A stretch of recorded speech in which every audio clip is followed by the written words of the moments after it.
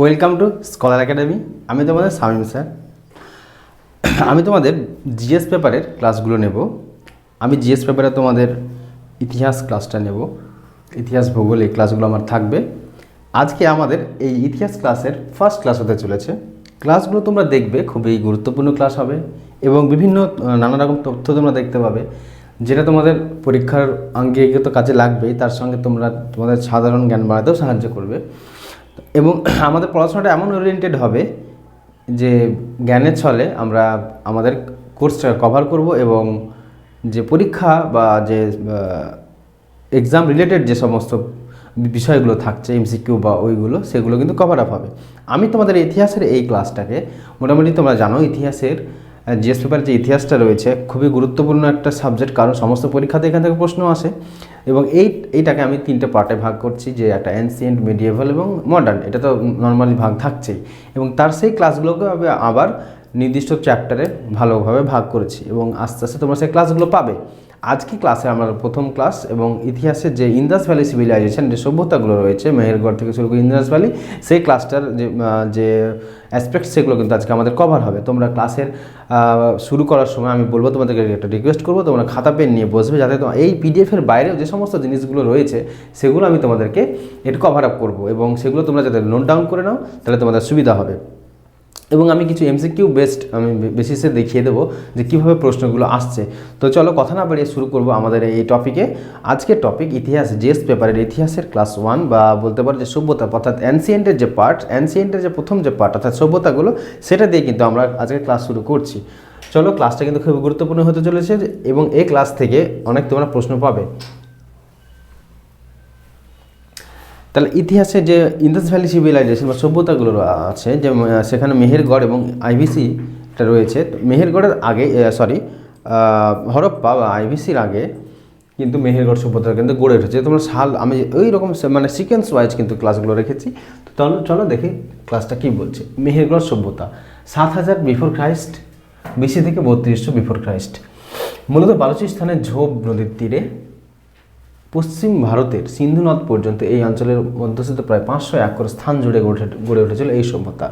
বোলান গিরিপথের কাছে এবং কোয়েটা শহর থেকে 150 কিলোমিটার দূরে এই যে সভ্যতাটা গড়ে উঠেছিল। কত কিলোমিটার? 150 কিলোমিটার দূরে কাচ্চি সমভূমিতে এই প্রত্নক্ষেত্র কিন্তু আবিষ্কৃত হয়েছে। অর্থাৎ বোলান গিরিপথের ঝোপ নদীর কাছে এই যে মেহেরগড় সভ্যতা, আমাদের ভারতে যে সভ্যতাগুলো রয়েছে মেহেরগড় বা আইভিসি এর পরে আমরা দেখব, এগুলো কিন্তু সেই প্রাচীন যে সভ্যতাগুলো রয়েছে তার মধ্যে একটা অন্যতম। মিশরীয় সভ্যতা, মেসোপটেমিয়া সভ্যতা, সুমেরীয় সভ্যতা, মিশরীয় সভ্যতা, হ্যাঁ, চীন বা চৈনিক সবগুলো মিলে, এবং ভারতের সভ্যতাটা অন্যান্য সভ্যতাগুলোর মধ্যে অন্যতম এবং উৎকৃষ্ট বলা চলে, বা একটা খুবই গুরুত্বপূর্ণ একটা শহর বা সভ্যতা। তো মেহেরগড় সভ্যতা তা আমরা দেখলাম যে কোথায়, তাহলে পরীক্ষায় আসতে পারে প্রশ্নটা কি, যে কোন নদীর তীরে অবস্থিত, তখন আমরা দেখবো। ঝোপ যদি অপশানে থাকে তাহলে ঝোপ করে দেবো, বা থাকতে পারে বোলান গিরিপথের কাছে, থাকতে পারে কাচ্চি সমভূমিতে, থাকতে পারে। তো এই অপশানগুলো যদি তোমরা পরীক্ষাতে পাও তাহলে সেগুলো কিন্তু তোমরা করে দেবে। তারপরে দেখো আবিষ্কারক ফরাসি প্রত্নতাত্ত্বিক জা ফ্রাঁসোয়া জারিজ ও রিচার্ড মিডো 1974 সালে এই সভ্যতার আবিষ্কার করেন। সময়কাল, তাহলে সময়কালটা খুবই গুরুত্বপূর্ণ। প্রাগৈতিহাসিক যুগে 7000 বিফোর খ্রাইস্ট থেকে 3200 বিফোর খ্রাইস্ট পর্যন্ত এই সভ্যতার প্রমাণ পাওয়া যায়। এই সভ্যতাগুলো 7টি স্তরে ভাগ করা যায়। তার মধ্যে 3টি স্তর ছিল নবপ্রস্তর যুগে, এবং পরবর্তী স্তরগুলিতে ধাতু যুগের কিন্তু সূচনা করা হচ্ছে। এবার দেখবো আমরা পরিসীমা, অর্থাৎ এর যে বাউন্ডারি, যেটাকে আমরা বলি যে ভারতের ক্ষেত্রে বাউন্ডারি যদি আমরা বলি, বাংলাদেশ পূর্বে, তারপরে বঙ্গোপসাগর পূর্বে রয়েছে, উত্তরে রয়েছে চীন, নেপাল, ভুটান, পশ্চিমে রয়েছে পাকিস্তান এবং আরব সাগর, দক্ষিণে ভারত মহাসাগর। এই যে সীমাটাকে বলছি না, এদেরও তো সীমা ছিল। তাহলে সেই পরিসীমাটা কি? পূর্বে হিমালয় পর্বত ও থর মরুভূমি, পশ্চিমে ইরাক, ইরান, ভূমধ্যসাগর, আরবের সমভূমি, উত্তরের বলকান, এলবুর্জ, হিন্দুকুশ, ককেসাস প্রভৃতি ইউরোএশিয়াটিক পর্বতমালা, দক্ষিণে মহেঞ্জোদারো ও করলক্রান্তি রেখার মধ্যবর্তী অঞ্চল। তাহলে এই যে পাকিস্তানের ম্যাপটা যদি বর্তমানে আঁকি, যে এইরকমভাবে আসছে, তাহলে এই যে এই স্থানটাতে পড়বে, বালুচিস্তান প্রদেশে পড়বে যে এই মেহেরগড় সভ্যতাটা। তারপরে দেখো প্রাচীনত্ব নির্ধারণের আধুনিক পদ্ধতি রেডিও কার্বন, সেটা তোমরা জানো, C14 রেডিও কার্বন পদ্ধতি।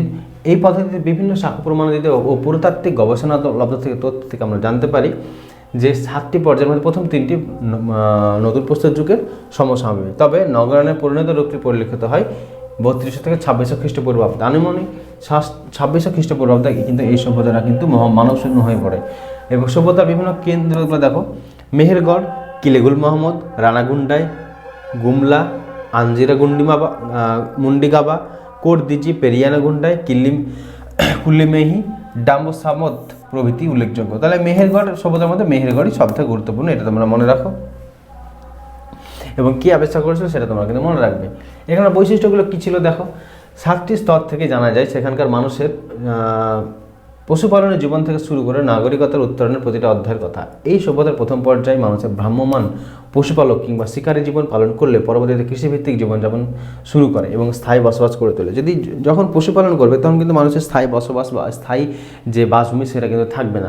পরবর্তীকালে এটাই হয় যে আস্তে আস্তে কী হয়, তারা বিভিন্ন জায়গাতে পশুচারণ করে, তারপরে নদীর তীরে এসে কী করে, যে দেখছে যে না সেখানে চাষের বাসের সুবিধা রয়েছে বা ঘাস সেখানে ভালো জন্মায়, তো সেই নদীর তীরে সাধারণত বসবাসটা কিন্তু শুরু করে। তো ওইখানে এই সভ্যতার মানুষজন কিন্তু ঝোপ নদীর তীরে বসবাস করতে শুরু করে।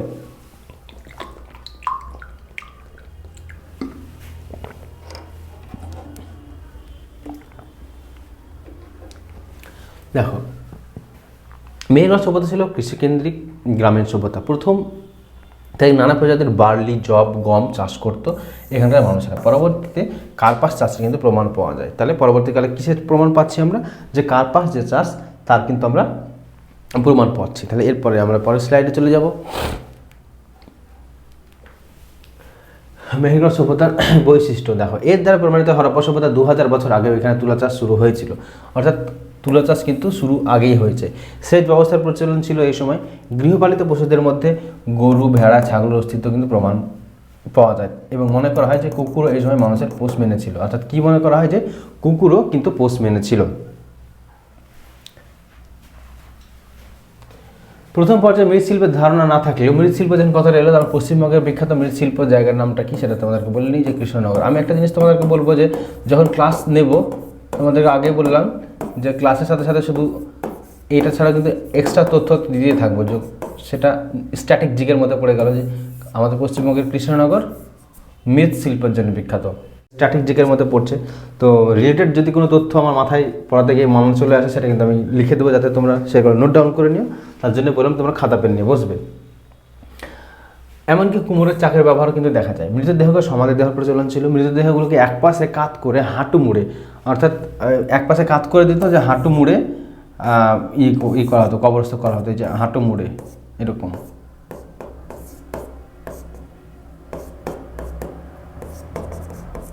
এরকম এবার হাঁটু মুড়ে কিন্তু এক পাশে কাত করে কবরস্থ করা হতো। যেমন আমি চিত্রটা এঁকেছি, মাথা, বডি, এই ফিমার যেটা আমাদের পায়ের সবথেকে বড়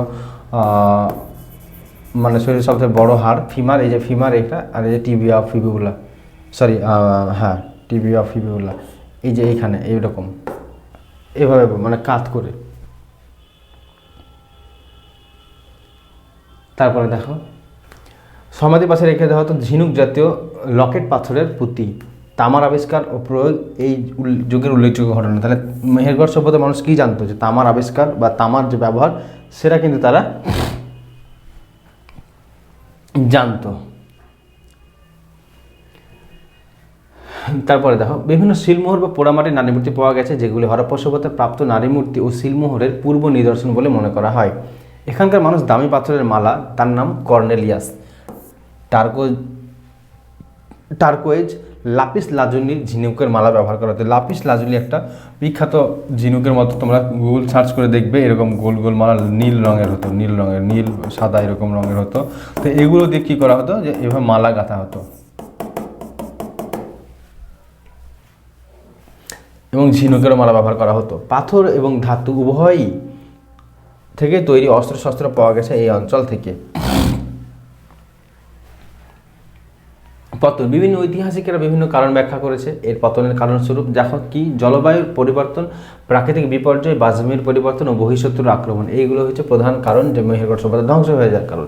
গুরুত্ব, মেহেরগড় সভ্যতা আবিষ্কার গুরুত্ব অনেক। এই সভ্যতার আবিষ্কারের ফলে ভারতীয় সভ্যতা ও তার পরিপ্রেক্ষিতে সম্পূর্ণ বদলে গেছে। কিন্তু দেখো এরপর আমরা দেখবো যে হরপ্পা সভ্যতার আবিষ্কার হওয়ার পরে কিন্তু মেহেরগড়টা আবিষ্কার হচ্ছে। দেখো আমি তোমাদেরকে আচ্ছা, এটা ইন্দাস ভ্যালির ছবি, যখন ইন্দাস ভ্যালি শুরু করবো তখন ছবিটাকে আমি আবার ব্যাক স্পেসে তোমাদেরকে একবার দেখিয়ে দেবো। হরপ্পা সভ্যতা বা ইন্দাস, আমরা তাহলে মেহেরগড় সভ্যতাটা দেখলাম যে কে আবিষ্কার করেছিল, কোন নদীর তীরে অবস্থিত, তারা তাদের কবরস্থ কীভাবে করা হতো, তাদের কিসের মালা পরতো, এইসব বিভিন্ন দিকগুলো কিন্তু এই মেহেরগড়ে কিন্তু থাকছে। এবার আমরা চলে আসবো সিন্ধু সভ্যতা বা হরপ্পা সভ্যতা। সিন্ধু নদ ও তার উপনদীগুলি উভয় তীরে খ্রিস্টপূর্ব 3000 অব্দে তাম্র ব্রোঞ্জ যুগে নগর কেন্দ্রিক এই সভ্যতা গড়ে উঠেছিল, তার নাম সিন্ধু সভ্যতা। ভেরি ভেরি ইম্পর্টেন্ট এই জিনিসটা আমরা দেখে নেবো যে নগর কেন্দ্রিক সভ্যতা। তাহলে এটা ছিল নগর কেন্দ্রিক সভ্যতা। দেখো বেশিরভাগ সভ্যতাগুলো যে বিশ্বে যেগুলো গড়ে উঠেছিল সেগুলো কিন্তু সবই গ্রামীণ সভ্যতা ছিল, অর্থাৎ গ্রামকে কেন্দ্র করে গড়ে উঠেছিল। কিন্তু এইটা পরীক্ষায় বারবার প্রশ্ন আসে যে হরপ্পা কী ধরনের সভ্যতা ছিল, নাগরিক সভ্যতা, গ্রামীণ সভ্যতা, নাকি বন্দর, নাকি অন্য কিছু, কি না যাযাবর, যাই হোক এরকম অপশান থাকে। তো তোমরা দেখবে যে নগর কোথায়, নাগরিক সভ্যতা কোথায় ছিল, অর্থাৎ এই যে হরপ্পা যে আমরা দেখছি এগুলো কিন্তু সবই একটা শহর ছিল। এবং তোমরা যখন আমি আরও ডিটেলসে যখন শুরু করবো এগুলো, তোমরা দেখবে যে বর্তমান শহরের যে সমস্ত ব্যবস্থাগুলো আছে আগেও কিন্তু সেই ব্যবস্থাটা ছিল এবং বর্তমানের থেকে আগে আরও ভালো ছিল, সেটা তোমরা দেখতে পাবে। অর্থাৎ নাগরিক সভ্যতা, বড় বড় শহরগুলো কিন্তু এই হরপ্পা সভ্যতা বা সিন্ধু সভ্যতা নগরগুলোর কাছে কিন্তু বর্তমানের বড় বড় শহরগুলো ফেল। সিন্ধু সভ্যতাতে আবিষ্কৃত স্থানের নাম হচ্ছে হরপ্পা, তাই এটাকে হরপ্পা সভ্যতা বলা হয়ে থাকে। হরপ্পা সভ্যতাকে অনেকে সিন্ধু সরস্বতী সভ্যতা বলে বর্ণনা করেন। এই সরস্বতী নদীটা কিন্তু বর্তমানে আর নেই, অর্থাৎ পুরোপুরি বিলীন হয়ে গেছে। রাজস্থান এবং পাকিস্তানের ওখান দিয়ে থর মরুভূমিতে বইতো এবং সেটা পুরোপুরি বর্তমানে বিলুপ্ত। আবিষ্কারক দেখো, প্রখ্যাত প্রত্নতাত্ত্বিক স্যার জন মার্শালের নেতৃত্বে 1921 সালে দয়ারাম সাহানি প্রথম হরপ্পা সভ্যতা আবিষ্কার করেন। পরবর্তী 1922 সালে রাখালদাস বন্দ্যোপাধ্যায় মহেঞ্জোদারো আবিষ্কার করেন। এই যে রাখালদাস বন্দ্যোপাধ্যায়, তোমরা বন্দ্যোপাধ্যায়ের নামটা দেখে বুঝতে পারছো যে একজন বাঙালি। এই রাখালদাস বন্দ্যোপাধ্যায় এর বাড়ি ছিল মুর্শিদাবাদ জেলার বহরমপুরে, অর্থাৎ তিনি একজন বাঙালি। দেখতে পাবে বিখ্যাত জিনিসগুলোতে কিন্তু বাঙালির একটা অবদান কিন্তু থাকে। তো এই যে হিন্দু সভ্যতা আবিষ্কারের ক্ষেত্রেও কিন্তু আমাদের একটা বাঙালির হাত রয়েছে, রাখালদাস বন্দ্যোপাধ্যায়। মুর্শিদাবাদ জেলার বহরমপুরে বাড়ি এবং বর্তমানে বহরমপুরে একটি সংগ্রহশালা খোলা হয়েছে, মিউজিয়াম, তার নাম রাখালদাস বন্দ্যোপাধ্যায় সংগ্রহালয়।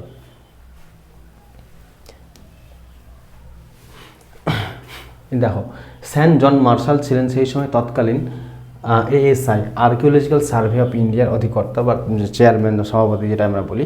এএসআইয়ের প্রথম অধিকর্তা ছিলেন আলেকজান্ডার কানিংহাম। এটা তোমরা কিন্তু মনে রাখবে, প্রথম। এটা কিন্তু স্ট্র্যাটেজিকের প্রশ্ন হিসাবে আসতেই পারে।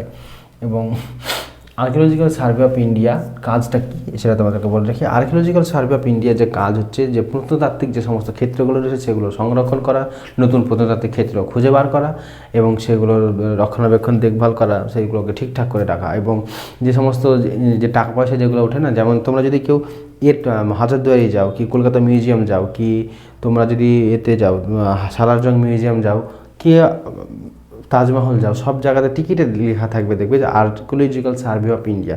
এই আর্কিওলজিক্যাল সার্ভে অফ ইন্ডিয়ার বেশ কয়েকটা মানে দপ্তর রয়েছে, যেমন জোন রয়েছে, যেমন রেলওয়েতে বিভিন্ন জোন থাকে, ওই রকম বিভিন্ন জোন রয়েছে। তো এই জোনগুলোর west zone, east zone, north zone, south zone এরকম। আর প্রধান হেডকোয়ার্টারটা হচ্ছে দিল্লিতে। এবং এই আর আলাদা আলাদা জোন, যেমন পূর্ব জোনের হেডকোয়ার্টার কলকাতা, মুম্বাই, কোনোটা চেন্নাই, এরকম। তো পূর্ব জোনের মধ্যে সবথেকে বড় যে প্রত্নতাত্ত্বিক ক্ষেত্র বা বলা চলে যে মিউজিয়াম, সবথেকে বড় মিউজিয়াম, সেটা হচ্ছে কিন্তু মানে এএসআইয়ের আন্ডারে, সেটা হচ্ছে কিন্তু হাজারদুয়ারি প্যালেস, মানে সেটা বড় হিসাবে সবথেকে বড় জু বা ওই মিউজিয়াম তো আছেই। আর সবথেকে বড় পূর্ব ভারতের সবথেকে বড় আর্কিওলজিক্যাল সাইট হচ্ছে এই হাজারদুয়ারি প্যালেস, পূর্ব ভারতের মুর্শিদাবাদে অবস্থিত। তাহলে এখানকার সময়কালটা আমরা দেখি। হরপ্পা সভ্যতাকে 3টি পর্যায়ে ভাগ করা হয়। প্রাক হরপ্পা 3200 থেকে 2600 বিফোর খ্রাইস্ট, পরিপূর্ণ হরপ্পা 2600 থেকে 1900 বিফোর খ্রাইস্ট, এটা মিস্টেক প্রিন্টিং। উত্তর হরপ্পা মানে পরবর্তী হরপ্পা, যেটা উত্তর হরপ্পা 1900 থেকে 1300 বিফোর খ্রাইস্ট। তবে হরপ্পা সভ্যতার সময়কাল বলে আমরা মূলত 3200 থেকে 2300 থেকে 1750 সাল পর্যন্ত কিন্তু আমরা একটু মনে রাখবো। তারপরে দেখো প্রায় মানে ব্যাপ্তিটা দেখো, এই ব্যাপ্তিটা দেখার পরে আমি তোমাদের কাছে আবার ম্যাপে চলে যাব। প্রায় 1550 কিলোমিটার পরিধি সহকারে বিস্তৃত ছিল এই হরপ্পা সভ্যতা। উত্তরে মান্ডা অর্থাৎ জম্মু কাশ্মীর, দক্ষিণে মালভান মহারাষ্ট্র, পূর্বে আলমগীরপুর উত্তরপ্রদেশ এবং পশ্চিমে সুতকা গেন্ডর বালুচিস্তান বা আফগানিস্তানের পর্যন্ত বলা চলে এই সভ্যতা বিস্তৃত ছিল। পশ্চিমে 1100 কিলোমিটার এবং উত্তর দক্ষিণে 1600 কিলোমিটার পরিধি নিয়ে হরপ্পার সভ্যতা বিস্তৃত ছিল। এর কেন্দ্রগুলি বর্তমান পাকিস্তান ও উত্তর পশ্চিম ভারতের বিভিন্ন অঞ্চলে অবস্থিত। প্রধান দুই কেন্দ্র হরপ্পা ও মহেঞ্জোদারো বর্তমানে পাকিস্তানে অবস্থিত। প্রথম কৃষিজীবী গোষ্ঠীর সন্ধানও কিন্তু পাওয়া যায় পাকিস্তানের বালুচিস্তানের বোলান গিরিপথের বা গিরিখাদের কাছে মেহেরগড়ে। সেটা আমরা আগেই দেখলাম। সিন্ধু বা হরপ্পা সভ্যতার সময়কালকে 4টি পর্বে ভাগ করা যায়। তো আমি তোমাদেরকে একটু ম্যাপে নিয়ে চলে যাই, তাহলে তোমরা সহজে বুঝতে পারবে। ম্যাপে দেখো, এই যে জম্মু কাশ্মীর, তাহলে এই যে মান্ডা আলমগীরপুরের জায়গাটা ঠিক এইরকম জায়গায়, আলমগীরপুর।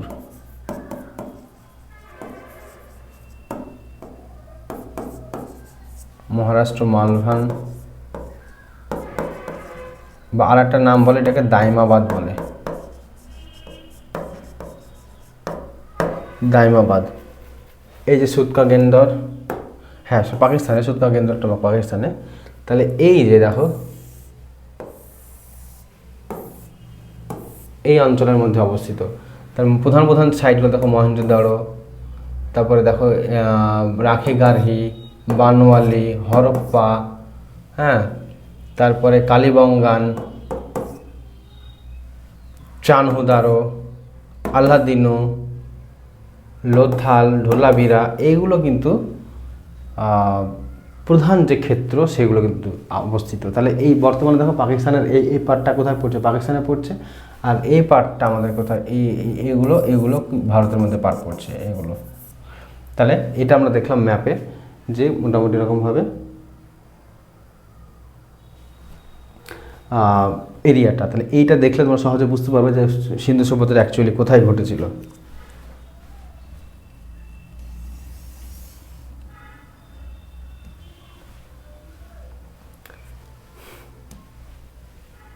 চলে যাবো তারপরের স্লাইডে।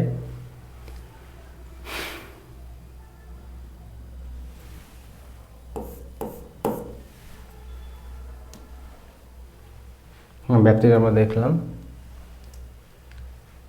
আদি পর্যায়ের নাম হচ্ছে মেহেরগড়, পরিণত পর্যায়ে আমরি, পরিণত পরবর্তী পর্যায় কালিবঙ্গান, অন্তিম পর্যায়ে লোথাল। উপরের কেন্দ্রগুলি ছাড়াও সভ্যতার অসংখ্য কেন্দ্র ভারত ও পাকিস্তানের মধ্যে অবস্থিত।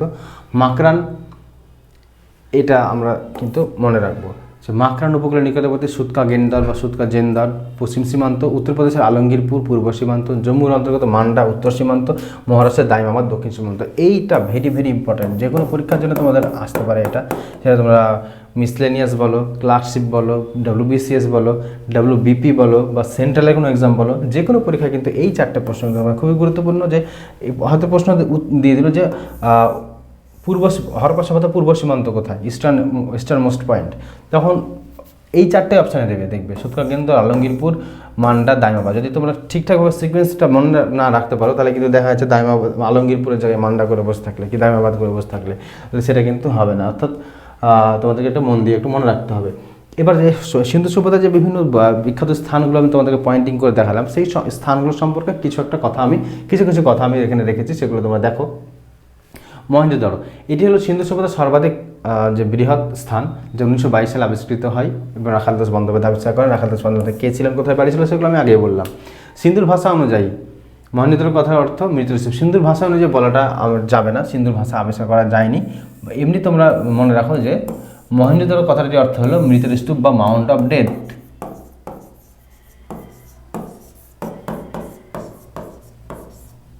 মাউন্ট অফ ডেড, এটা কিন্তু ভেরি ভেরি ইম্পর্টেন্ট। এর বারবার পরীক্ষা হয়। তোমরা যদি কোনো প্রিভিয়াস ইয়ার নিয়ে দেখো, তাহলে এই প্রশ্নটা কিন্তু অনেক এক্সামে তোমরা BCS-এও এসেছে এই প্রশ্নটা, যে মহেঞ্জোদারোর কথাটির অর্থ কী। এটা হচ্ছে মৃতের স্তূপ।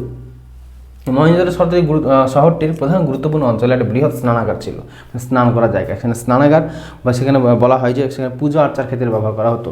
যা 39 ফুট লম্বা, 23 ফুট চওড়া এবং 8 ফুট গভীর ছিল।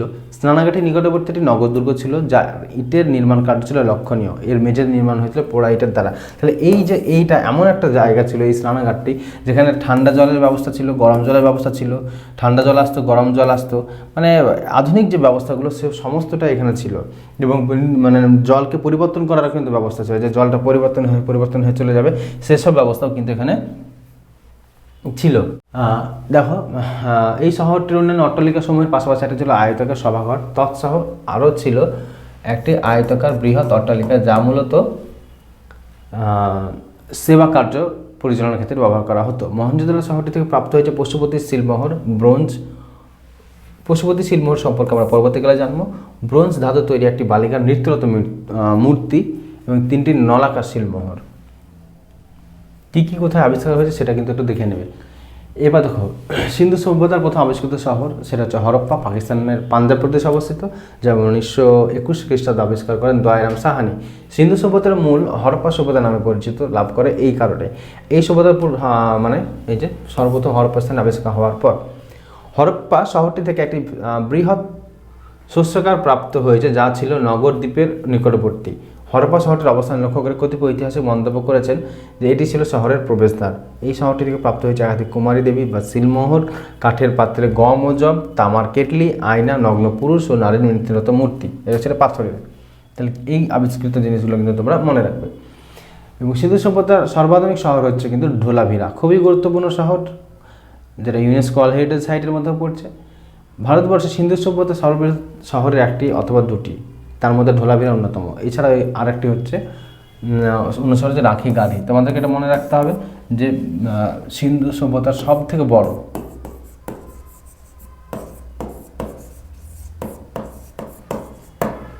সর্ববৃহৎ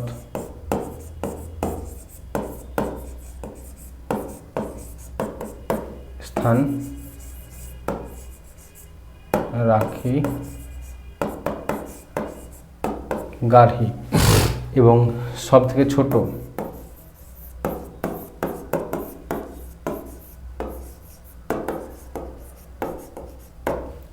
আল্লাদিনো।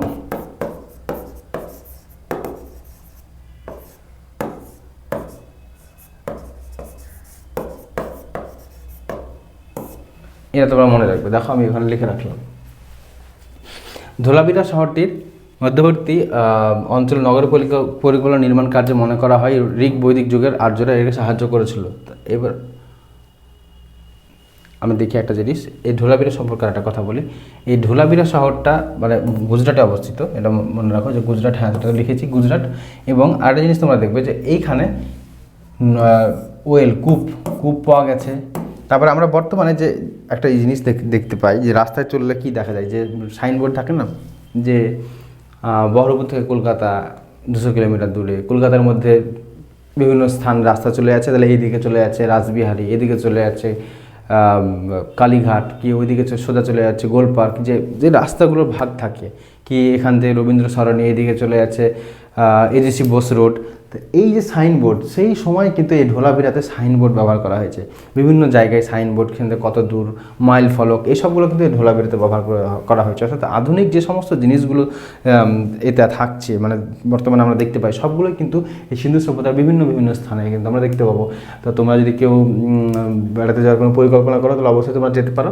গুজরাটের এই ধোলাভিরাটা খুবই একটা অন্যতম দ্রষ্টব্য স্থান। তাহলে ধোলাভিরা ঘুরলে তোমরা এটাও দেখতে পাবে, কচ্ছটাও দেখতে পারবে। নগর পরিকল্পনা, তাহলে এবার আমরা দেখবো হচ্ছে গুরুত্বপূর্ণ জিনিস, সেটা হচ্ছে নগর পরিকল্পনা। নগরগুলি দুটি খণ্ডে বিভক্ত থাকতো, যথা উপরের অংশ বা সিটাডেল, নগর দুর্গ এবং নিম্ন অংশ। সিটাডেলগুলো নগরের পশ্চিম অংশে ছিল। তৎসহ শ্রেণীকার অট্টালিকাসমূহ শাসক শ্রেণীর লোকেরা মনে করে একটা শহর আছে, তাহলে এইরকম একটা উঁচু ঢিবি থাকতো, আর নিচে সব বাড়িঘর থাকতো, গাছপালা, বাড়িঘর, সব বাজারঘাট সব থাকতো। এইখানে বাড়ি থাকতো কিছু, এখানে কিছু বাড়ি থাকতো। তাহলে এটা উঁচু স্থানে অবস্থিত, এর শহরের পশ্চিমাংশে হতো। এই উঁচু বাড়িগুলোতে মনে করা হয় বসবাস করতো কারা? শাসক সমূহের লোক এবং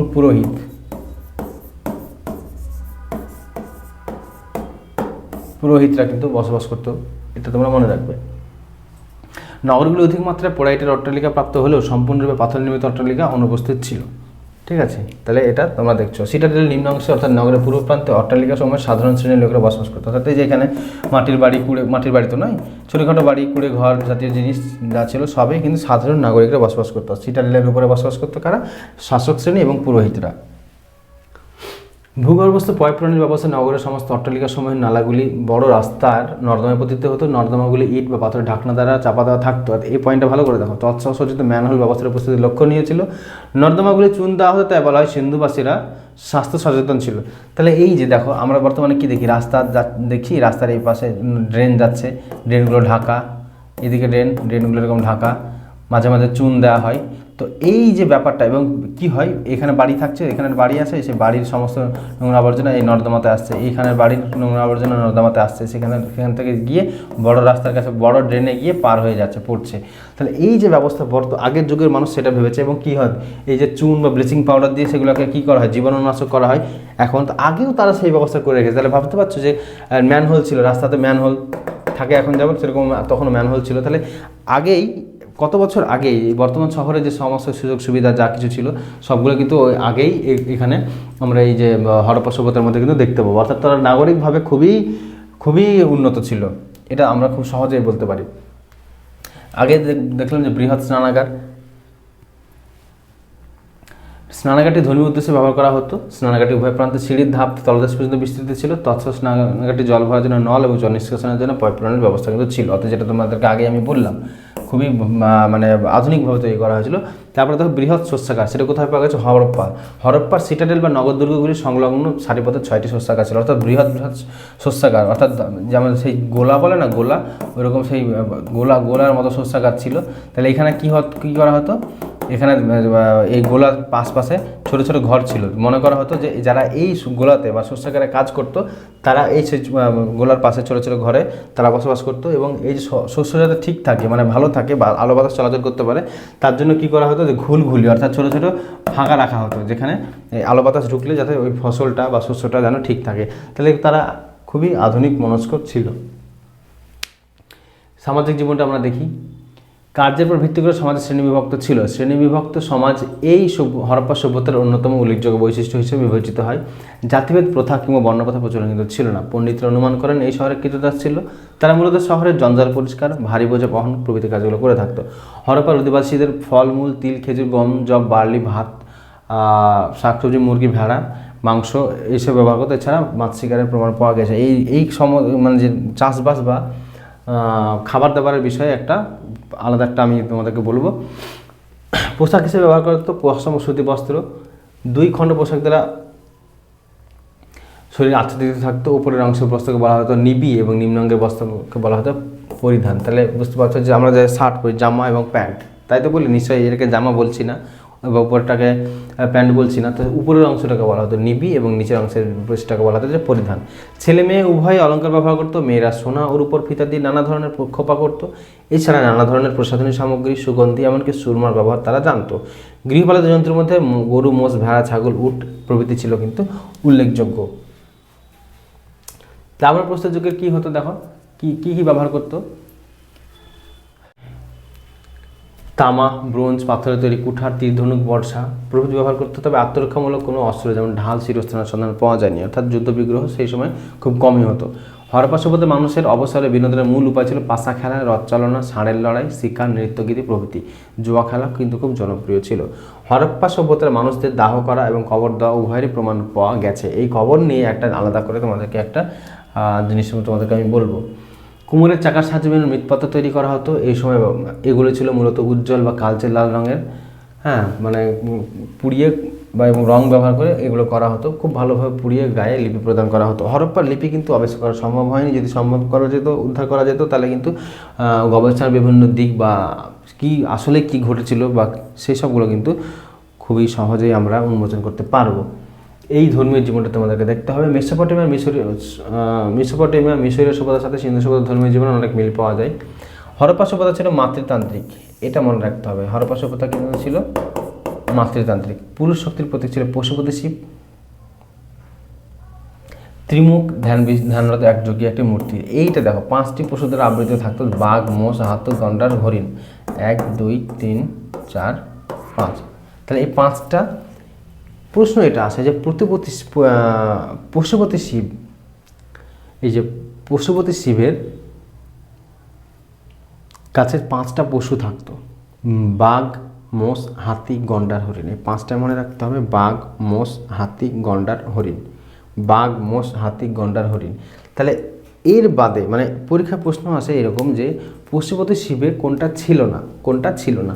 এবার দেখা যাচ্ছে 3টে অপশন দিল, বাঘ, মোষ, হাতি দিল, আরটা দিল সাপ। তাহলে কোনটা ছিল না, কি হবে? সাপ। কোনটা ছিল? সাপ, ব্যাং, কুমির, হরিণ। তাহলে অপশানটা কী হয়ে ছিল? কোনটা? হরিণ। এইটা কিন্তু তোমাদেরকে মনে রাখতে হবে, ভেরি ভেরি ইম্পর্টেন্ট। নেপালে একটা মন্দির আছে, সীমানা ভিউ থেকে যাওয়া হয়, পশুপতি নগর। ওইখানে একটা মন্দির আছে, পশুপতি দেবের মন্দির। তোমরা যদি কেউ দার্জিলিংয়ের পথে যাও তাহলে ওখান থেকে তোমরা এই 1 ঘন্টা বা 2 ঘন্টা হাতে এক্সট্রা সময় নিয়ে এখানে তোমরা পশুপতির যে মন্দির রয়েছে পশুপতি নগরে, সেটা কিন্তু ভিজিট করে আসতে পারো। নারী শক্তির প্রতীক হলো জঠরের মধ্যে থেকে গাছের উৎপত্তি। এগুলো কিন্তু তোমাদেরকে মনে রাখতে হবে। এবার দেখো, সিন্ধু সভ্যতার অন্ত্যেষ্টি ক্রিয়া বা যেটা কবর, তার গুরুত্বপূর্ণ হচ্ছে সিমেট্রি R37 এবং সিমেট্রি H, যা মহেঞ্জোদারোতে আবিষ্কৃত হয়েছে। এগুলো থেকে এটা মনে রাখতে হবে কোথায় কি আবিষ্কৃত হয়েছে এবং খুবই গুরুত্বপূর্ণ। সিন্ধু সভ্যতা জনগণের কবরের রীতি, ধর্মীয় বিশ্বাস এবং সামাজিক কাঠামো সম্পর্কে মূল্যবান তথ্য পাওয়া যায়। দেখো, সিমেট্রি R37 অবস্থান আবিষ্কার, মহেঞ্জোদারো দক্ষিণ পূর্বে প্রান্তে অবস্থিত। ব্রিটিশ প্রত্নতাত্ত্বিক আর্নেস্ট ম্যাকেকে 1927 থেকে 31 সালের মধ্যে এটি খনন করেন। বৈশিষ্ট্য: মূলত একটি প্রাথমিক সমাধিক্ষেত্র, প্রাইমারি বিউরিয়াল গ্রাউন্ড, যেখানে মৃতদেহকে সমাধি করা হতো। বেশিরভাগ কবর ছিল সরল গর্তের সমাধি, সিম্পল পিট বিউরিয়ালস বা পট বিউরিয়ালস বলে, যা পূর্ব পশ্চিম অভিমুখে ছিল।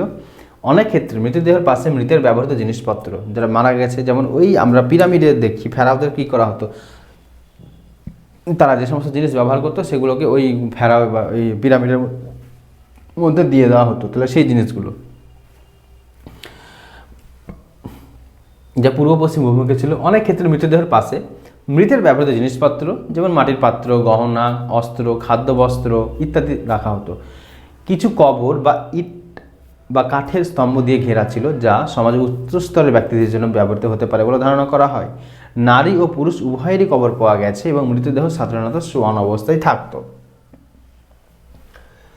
তারপরে কিছু কঙ্কালের বাহুতে তামা বা ব্রোঞ্জের কুণ্ডলী পাওয়া গেছে, যা অলঙ্কারের প্রচলন দেখা যায়। কঙ্কালের দাঁত ও হাড় বিশ্লেষণ করে খাদ্যাভ্যাস এবং রোগের প্রমাণ পাওয়া গেছে, যা স্বাস্থ্যগত দিক নির্দেশ করে। কিছু ক্ষেত্রে শিশুদের কবর পাওয়া গেছে, সেখানে মৃতদেহের পাশে ছোট ছোট পাত্র রাখা ছিল। সিমেট্রি H অবস্থান আবিষ্কারক, সিমেট্রি R37 এর কাছেই পাওয়া গেছে, তবে এটি সিন্ধু সভ্যতার পরবর্তী পর্যায়ে অর্থাৎ লেট হরপ্পান ফেজ 1900 বিফোর খ্রাইস্টের মধ্যে অন্তর্ভুক্ত। এটিও আর্নেস্ট ম্যাকেকেই খনন করছেন। বৈশিষ্ট্য: এখানে অধিকাংশ কবর সমাধি ও অগ্নি সংস্কার পদ্ধতি ব্যবহার করা হয়। মৃতদেহ পোড়ানোর পর ভস্ম মাটির পাত্রে রেখে সমাধিস্থ করা হতো। এটি R37 সিমেট্রির চেয়ে উন্নততর অন্ত্যেষ্টিক্রিয়ার পদ্ধতি প্রমাণ দেয়, যা পরবর্তীত ধর্মীয় রীতির ইঙ্গিত বহন করে। অর্থাৎ তোমরা সিমেট্রি H এবং সিমেট্রি 37 এর পার্থক্য তোমরা নিজেরা একবার নিরূপণ করে দেখবে। কিছু কবর বৃহত্তর ও সুসজ্জিত ছিল, যা সামাজিক বিভাজনের ইঙ্গিত দেয়। যেমন দেখো, সিন্ধু সভ্যতার জনগণের খাদ্যাভ্যাস সম্পর্কে, আচ্ছা সেটা তো দেখলাম। তারপরে এবার আমি তোমাদেরকে বলেছিলাম যে খাদ্যাভ্যাস সম্পর্কে একটা তথ্য দেবো, সেইটা আমি দেখি। দেখো, কৃষিভিত্তিক খাদ্য। সিন্ধু সভ্যতার জনগণ উন্নত কৃষি ব্যবস্থা গড়ে তুলেছিল। খননে পাওয়া যায় বিভিন্ন ধানের গোলা, গ্রানারি ও শস্য সংরক্ষণাগার, যেখান থেকে জানা যায় তারা শস্য উৎপাদন ও সংরক্ষণে দক্ষ ছিল। কী কী করা হতো দেখো, গম হতো, বার্লি হতো, ডাল, লেন্টিস ও পালসেসের মধ্যে যেমন মুসুর, মুগ, অড়হর উৎপাদন করা হতো।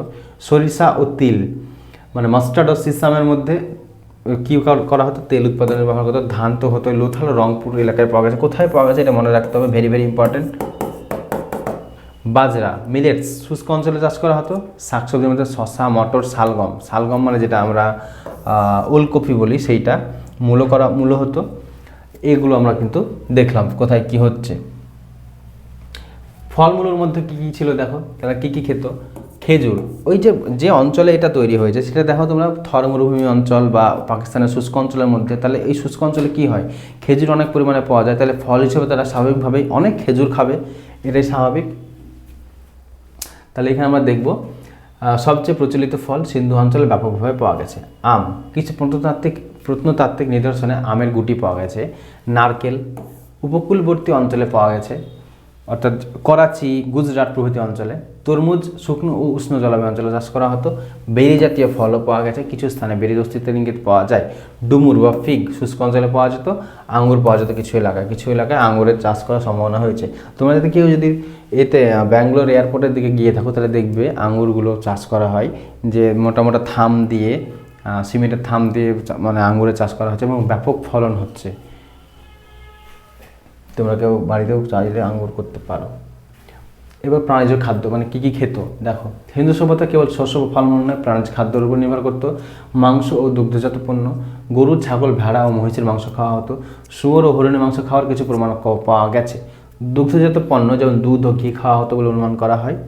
মৎস্য, যেখানে ওখানে অনেক নদী আছে, যেমন সিন্ধু নদী এবং আশেপাশে যেসব নদীগুলো রয়েছে, সিন্ধু যে 5টা উপনদী, তাহলে অনেক মাছ তারা খাবে। সিন্ধু নদী ও উপকূলবর্তী অঞ্চলে বসবাস করে জনগণ মাছ ধরায় দক্ষ ছিল। মহেঞ্জোদারো ও লোথাল থেকে মাছের হাড় পাওয়া গেছে, যা প্রমাণ করে তারা মাছ খেত। শুকনো ও সংরক্ষিত মাছ খাওয়ার প্রচলন ছিল বলে ধারণা করা হয়। মানে যেগুলো শুকনো মাছ, দীঘাতে গেলে তোমরা যে মাছগুলো পাও কিনতে পাওয়া যায়, বা বকখালিতে গেলে পাওয়া যায়, সেই আর তারপরে কাকদ্বীপ, ডায়মন্ড হারবারে প্রচুর পাওয়া যায়। তো সেই শুকনো মাছও কিন্তু তখন খাওয়ার একটা প্রচলন কিন্তু ছিলই। পানীয়, জলাশয় ও কুয়োর পানি ব্যবহার করা হতো। গম ও বার্লি থেকে তৈরি পানীয় খাওয়ার প্রমাণ পাওয়া গেছে, অর্থাৎ এখান থেকে একটা গম ও বার্লি থেকে কী তৈরি হতো, একটা ড্রিঙ্কস হতো একটা, সেটা কিন্তু তারা খেত। এবার আমরা চলে যাবো তাহলে তাদের কী কী দেখলাম দেখো, আমি তোমাদেরকে একটু মানে সিনপসিস করি। ধর্মীয় জীবন পড়লাম, সামাজিক জীবন পড়লাম, তাদের খাবার দাবার পড়লাম, হ্যাঁ, তাদের কবরস্থান পড়লাম, হ্যাঁ, এই সবগুলো কিন্তু তাদের মানে একটা সভ্যতা যে সমস্ত জিনিস কমপ্লিট থাকে সেই সব জিনিসগুলো আমরা দেখলাম। এবার আমরা দেখবো তাদের তাহলে ব্যবসা বাণিজ্য ছিল কিনা, তারা কী ব্যবসা করতো বা কিছু, সেসবগুলো আমরা দেখব। তাহলে দেখো, হরপ্পা সভ্যতার মানুষেরা যে ব্যবসা বাণিজ্য করতো তার প্রমাণ পাওয়া গেছে। মূলত মেসোপটেমিয়া, আফগানিস্তান, সুমের প্রভৃতি দেশের সাথে বাণিজ্য করতো। মিশ্রের সঙ্গে এখনকার অধিবাসীদের যে ব্যবসা বাণিজ্য সেটা কিন্তু প্রমাণ পাওয়া গেছে। মূল রপ্তানি দ্রব্য কী ছিল? তুলা, ঔষধির বস্ত্র। এই যে তুলা, মিশরের এই হরপ্পাতে খুবই উন্নত মানের তুলা পাওয়া যেত, তাকে বলা হতো সিন্দন। এই তুলাটাকে বলা হতো সিন্দন। হাতির দাঁতের জিনিসপত্র আমদানি করা হতো, আচ্ছা, এগুলো তো রপ্তানি করা হতো। তবে আমদানি করা হতো যেমন সোনা, রূপা, তামা, জেট পাথর, শঙ্খ প্রভৃতি, অর্থাৎ যে সমস্ত জিনিসগুলো আলংকারিক, অর্থাৎ মানে বিলাসবহুলতার যে জিনিসগুলো, সেগুলো কিন্তু তারা আমদানি করতো। আর রপ্তানি করতো তুলা, সুতির বস্ত্র, হাতির দাঁতের জিনিসপত্র প্রভৃতি। এই যে সুমের অঞ্চল যেটা আছে, মেসোপটেমিয়া অঞ্চলের সাথে ব্যবসা বাণিজ্যের প্রমাণ কীভাবে পাওয়া গেছে? হরপ্পার বিভিন্ন সিল বা যে শিলমোহরগুলো, এই হরপ্পার যে শিলমোহরগুলো সেগুলো কিন্তু পাওয়া গেছে মেসোপটেমিয়াতে পাওয়া গেছে। অর্থাৎ বুঝতে পারা যায়, এটা বুঝতে পারছি আমরা যে ওখানকার মানুষ ওখানে গিয়ে কিন্তু ব্যবসা বাণিজ্যটা কিন্তু করতো। তারপরে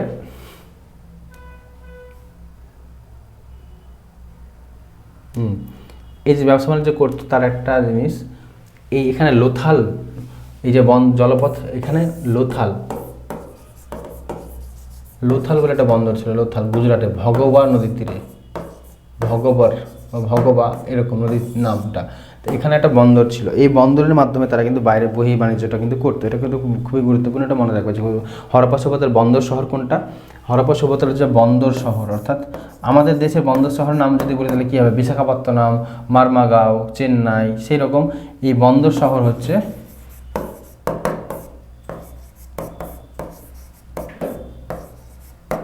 লোথাল। মহেঞ্জোদারোতে বৃহৎ স্নানাগারের নির্দেশন পাওয়া গেছে। মূলত ধর্মীয় কারণে সর্বসাধারণত নির্মিত হয়েছিল এই স্নানাগার।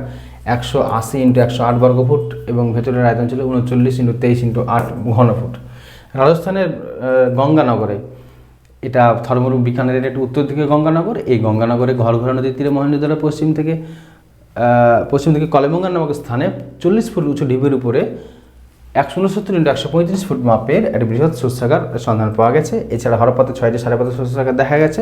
দুর্গের বাইরেও কিন্তু শস্যাগার তৈরি করা হতো। এগুলো কিন্তু আমরা দেখলাম। হ্যাঁ, সিন্ধু সভ্যতার শিলমোহরগুলি সাধারণত স্লেট পাথর, নরম পাথর দ্বারা নির্মিত হতো। এই সভ্যতার অধিকাংশ শিলমোহর পশুর ছবি খোদাই করা হতো, তাতে অল্প কিছু লিপি খোদিত থাকতো। এই লিপি কিন্তু খুব যদি উদ্ধার করা যায় তাহলে কিন্তু অনেক গবেষণা, অনেক দিক এবং অনেক কিছু আমরা জানতে পারবো। হরপ্পা সভ্যতায় যে শিলমোহরগুলো ছিল মোটামুটি 400 প্রকারের শিলমোহর পাওয়া গেছে। এটা মনে রাখবে, কত প্রকারের শিলমোহর পাওয়া গেছে? প্রায় 400 প্রকারের শিলমোহর কিন্তু পাওয়া গেছে। এই সভ্যতার একাধিক শিলমোহরের একশৃঙ্গ বিশিষ্ট ঘোড়ার চিত্র প্রস্ফুটিত হয়েছে, তাদের মহেঞ্জোদারো থেকে বিখ্যাত ষাঁড়ের চিত্রযুক্ত শিলমোহর প্রাপ্ত করা হয়। একটা এখানে এই কথা প্রসঙ্গে একটা কথা মনে পড়লো, তোমরা একটা সিনেমা দেখতে পারো। এই যে যেহেতু আমি যে পড়ালাম, যেহেতু তোমরা এই পড়ানোর পাশাপাশি একটা ভিজুয়ালাইজেশন একটা হয়ে যাবে। ঋত্বিক রোশনের যে সিনেমাটা রয়েছে মহেঞ্জোদারো নামে, ওইখানে কিন্তু বিভিন্ন দিকগুলো রয়েছে।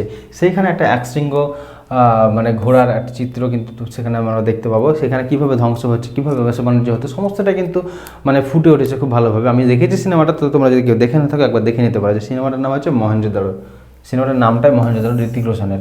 আমি বলবো তোমাদেরকে সাজেস্ট করবো একবার দেখে নিতে, তাহলে কিন্তু তোমাদের এই ব্যাপারগুলো খুব ভালোভাবে মনে থাকবে।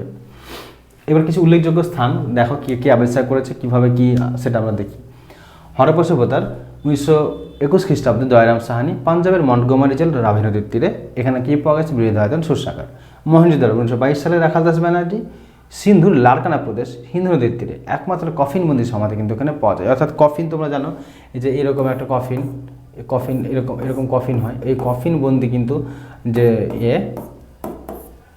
সেটা কিন্তু পাওয়া গেছে কোথায়?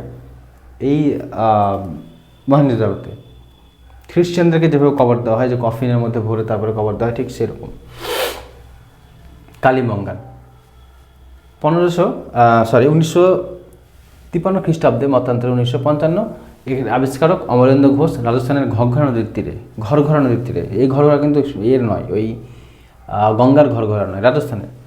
এখানে বৃহৎ স্নানাগার পাওয়া গেছে এখানেও। লোথাল 1953, মতান্তরে 1954।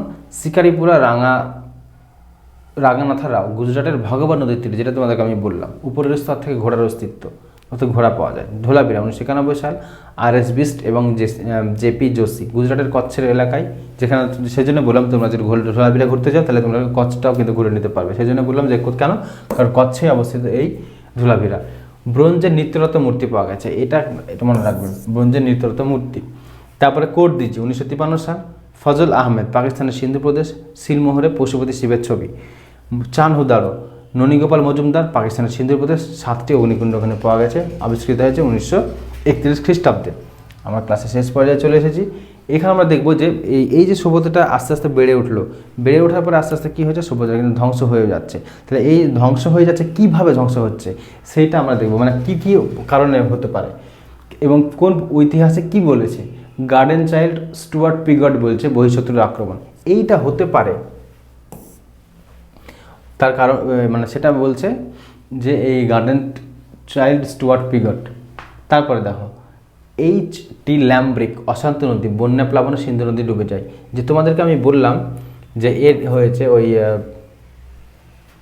মহেঞ্জোদারো সিনেমাটার কথা বললাম, সেখানে কিন্তু এই থিওরিটা ব্যবহার করা হয়েছে যে বন্যা হয়ে যাচ্ছে, সেখানে একটা নদীতে বাঁধ দেওয়াকে কেন্দ্র করে ঝামেলা হয় এবং সেই বাঁধটা ভেঙে যায়, তারপরে গোটা শহর প্লাবিত হয়ে গোটাটা নষ্ট হয়ে যায় এবং তারপর আস্তে আস্তে কী হয়েছে, ওই প্লাবিত শহর ছেড়ে দিয়ে জনগণ কোথায় চলে যায়, যে পূর্বের দিকে চলে আসে এবং সেখানে গঙ্গা নদীর তীরে শস্য শ্যামল জায়গা দেখতে পায় এবং সেখানে বসতি স্থাপন করে। তারপরে দেখো KUR কেনেডি প্রাকৃতিক বিপর্যয়, ওরেল স্টেন AN ঘোষ জলবায়ুগত পরিবর্তন, মার্টিমার হুইলার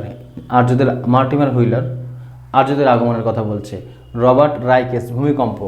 এটা একটা মানে পাওয়া যায়, মানে প্রমাণ আছে কীরকম, এখানে যারা দ্বিতল বা তিনতল বাড়ি থাকতো, এইখানে কি করা হতো যে সিঁড়ি ছিল, সিঁড়ি দিয়ে ওখানে পাওয়া গেছে কি অনেক মানুষ সিঁড়িতে মানে বিভিন্নভাবে সিঁড়িতে মারা গেছে, এরকম দেখা যাচ্ছে, মানে কঙ্কালগুলো হয়তো চেপে আছে বা এরকমভাবে। অর্থাৎ এখান থেকে মনে করা হয় যে ভূমিকম্প হয়েছিল, তারা উপর থেকে নিচে নামতে গিয়েই ওইভাবে মারা যায়, ওই ভূমিকম্পটা তীব্র হওয়ার ফলে কিন্তু ওই সিঁড়িতেই মারা যায়।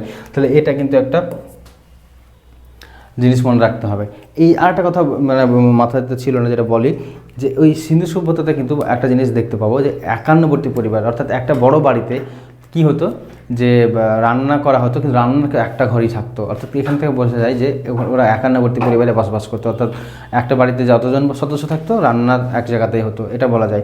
এবং আরেকটা জিনিস বলে নিই যে ওই যে সিন্ধু সভ্যতার রাস্তাগুলো থাকতো উত্তর দক্ষিণ পূর্ব পশ্চিমে বিস্তৃত, অর্থাৎ এরকম বরাবর, এরকম চারকোনা, এবং রাস্তাগুলো কোনো কোনো ক্ষেত্রে 30 ফুটেরও বেশি চওড়া থাকতো, অর্থাৎ বর্তমানে বুঝতে পারছো বর্তমানে 15 ফুটের রাস্তায় পাওয়া যায় না, ওর 30 ফুটেরও বেশি চওড়া রাস্তা ছিল, এবং ছকের মতো উত্তর দক্ষিণ পূর্ব পশ্চিম বরাবর রাস্তাগুলো মিশে থাকতো, অর্থাৎ পুরো আধুনিকভাবে তৈরি করা হয়েছিল। তারপরে সুদ এবং আগারওয়াল কি বলছে, নদী শুকিয়ে যায় বলে অঞ্চলটি মরুভূমি হয়ে যায়, অর্থাৎ এটার বিভিন্ন দিকগুলো আমরা জানতে পারলাম। তাহলে এই সিন্ধু সভ্যতার যে ব্যাপারগুলো বিভিন্নভাবে প্রশ্ন কীভাবে আসে সেগুলো তোমাদেরকে দেখালাম, এবং এমসিকিউগুলো তোমরা একটু প্র্যাকটিস করবে। আর এই যে এক্সট্রা যে জিনিসগুলো বললাম সেগুলো তোমরা খাতায় নোট ডাউন করে নেবে। আজকে আমাদের ক্লাসের শেষের দিকে পরিণত হয়েছি। আজকে আমাদের এই ক্লাসটা এখানে শেষ করছি, এবং দেখা হচ্ছে সামনের কোনো ক্লাসে। আজকের জন্য এতটুকুই, ধন্যবাদ।